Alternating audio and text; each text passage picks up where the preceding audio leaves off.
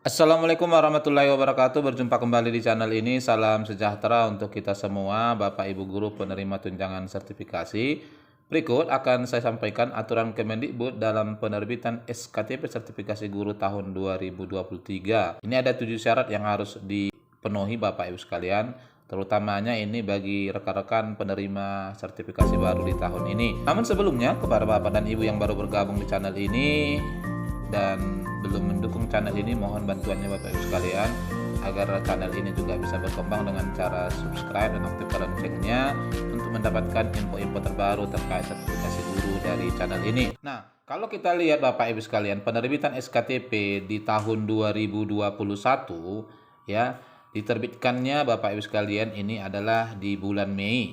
Ini kita mau membandingkan 2 tahun terakhir untuk kita lihat nanti perubahannya. Di sini dimuat adalah tepatnya di 10 Mei 2021. Lalu kalau kita bandingkan dengan tahun 2022, ternyata Bapak Ibu sekalian berkat adanya Permendikbud nomor 4 tahun 2022 serta jadwal-jadwal yang dimuat di sana ya, ada kemajuan. Kalau kita perhatikan ini ada sekitar 2 bulan Bapak Ibu sekalian, karena SKTP sudah diterbitkan oleh Kemendikbud itu di 28 Maret ya, dan bahkan ada daerah yang SKTP-nya diterbitkan di bawah 28 Maret. SKTP ini sendiri adalah sebagai dasar pembayaran tunjangan sertifikasi untuk semester genap nanti mulai Januari sampai dengan Juni. Lalu bagaimana dengan penerbitan SKTP untuk tahun ini? Yang pertama, akibat dari diberlakukannya 3 kurikulum di tahun ini, maka ada 3 sekarang kurikulum yang diberlakukan di sekolah-sekolah seluruh Indonesia. Ada yang versi utuh, kemudian versi darurat, dan kurikulum merdeka. Nah, imbasnya dari sini Bapak Ibu sekalian adalah berimbas terhadap jumlah jam pembelajaran untuk setiap guru mata pelajaran. Namun ada sisi baiknya, sejak diberlakukannya kurikulum merdeka maka ada potensi penambahan jam belajar, terkhususnya ini bagi Bapak Ibu yang sebelumnya tidak linear di SD ya, yakni jurusan pendidikan bahasa Inggris. Di kurikulum merdeka ini Bapak Ibu sekalian dilinearkan sehingga bisa menerima tunjangan sertifikasi. Nah, dari sini maka tahapan-tahapan validasi dalam pemenuhan jam pembelajaran guru ini bisa kita uraikan. Yang pertama, sistem atau aplikasi ya, setelah nanti disinkronkan dari Dapodik Sekolah ke Info GTK Kemendikbud, maka yang pertama Bapak Ibu sekalian yang divalidasi dan yang paling mudah divalidasi oleh sistem itu adalah guru yang mendapatkan jam mengajar 24 jam pembelajaran dalam 1 minggu. Ini yang paling cepat divalidasi oleh sistem ya. Yang kedua kemudian adalah guru yang bertugas sebagai pemberi pelayanan, baik ini untuk guru BPBK maupun untuk pelayanan komputer atau teknik informasi komunikasi. Yang berikut adalah guru yang mendapat tugas tambahan. Jadi dari poin pertama, apabila Bapak Ibu tidak mendapat jam mengajar 24 jam, ini sesuai dengan aturan yang dimuat oleh Undang-Undang Sertifikasi Guru, maka akan diakumulasi dari guru yang mendapat tugas tambahan. Tugas tambahan ini meliputi kepala laboratorium, juga wakil kepala sekolah, meliputi kurikulum, kemudian kesiswaan ya. Apabila rombelnya di atas 10 rombel, maka tugas tambahan sebagai wakil kepala sekolah itu diakui 2 tugas tambahan. Kemudian berikutnya 3 wakil kepala sekolah ya, diakui apabila rombelnya di atas 15. Lalu yang berikut, Bapak Ibu juga akan diakumulasi jam mengajarnya dari guru yang bertindak sebagai koordinator P5. Ini juga berdasarkan kurikulum merdeka ya, diakumulasi Bapak Ibu sekalian. Serta yang terakhir adalah guru yang tidak memenuhi 24 jam pada IKM. Nah, apabila Bapak Ibu tidak memenuhi 24 jam pada kurikulum merdeka di sekolah Bapak Ibu, maka Bapak Ibu juga akan diberikan tunjangan sertifikasi dengan catatan ini akan dianggap 24 jam apabila memenuhi menggunakan kurikulum K13.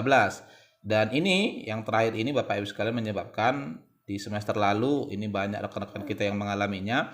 Penerbitan SKTP dan pencairan sertifikasinya dilakukan belakangan. Jadi ini 5 kategori yang kemudian harus divalidasi jumlah jam mengajarnya.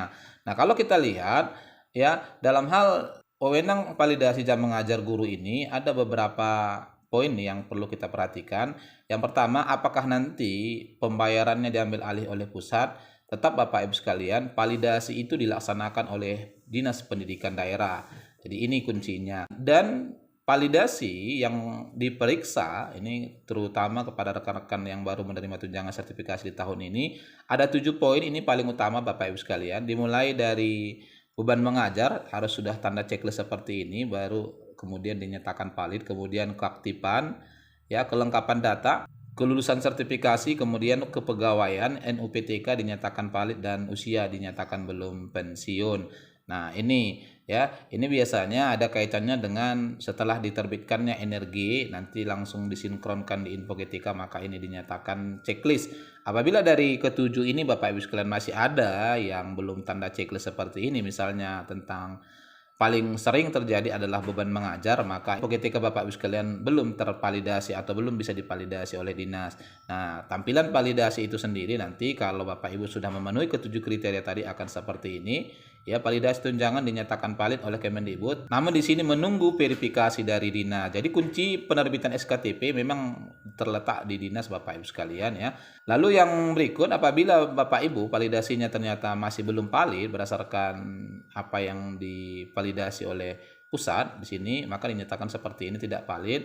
Bapak Ibu wajib melihat dari ketujuh poin tadi hal mana yang belum terpenuhi ya, agar kiranya setelah sinkron berikutnya status validasi Bapak Ibu sudah valid dan bisa diverifikasi oleh dinas. Itu catatannya Bapak Ibu sekalian. Setelah itu maka guru mencetak info GTK yang sudah valid dan ditandatangani bermaterai 10.000 untuk di-scan dan di-upload oleh operator. Biasanya ini nanti ditambah juga dengan SPTJM dari kepala sekolah ya. Setelah ini maka dinas setelah menerima scan ini akan memvalidasi atau memverifikasi, kemudian setelah diverifikasi, pusat akan menerbitkan SKTP untuk pembayaran 1 semester ya, berlaku 6 bulan.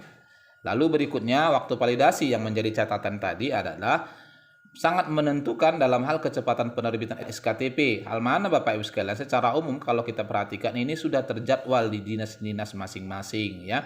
Jadi kalau Bapak Ibu review ke belakang ternyata untuk verifikasi dari dinas itu sebenarnya dinas sudah punya jadwal. Makanya kalau tahun lalu misalnya itu di Maret, maka di tahun ini juga akan kembali diingatkan oleh kepala dinas itu dilaksanakan di bulan Maret. Nah, nanti di sini catatannya adalah ada surat yang diedarkan atau dilayangkan oleh dinas kepada sekolah-sekolah untuk melengkapi berkas agar ini segera diverifikasi.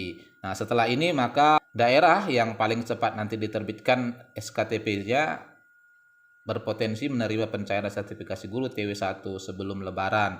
Untuk daerah-daerah ini Bapak Ibu sekalian saya akan upload di pertemuan kedua daerah-daerah mana saja yang berpotensi menerima tunjangan sertifikasi TW1 sebelum Lebaran berdasarkan dokumen yang kita miliki.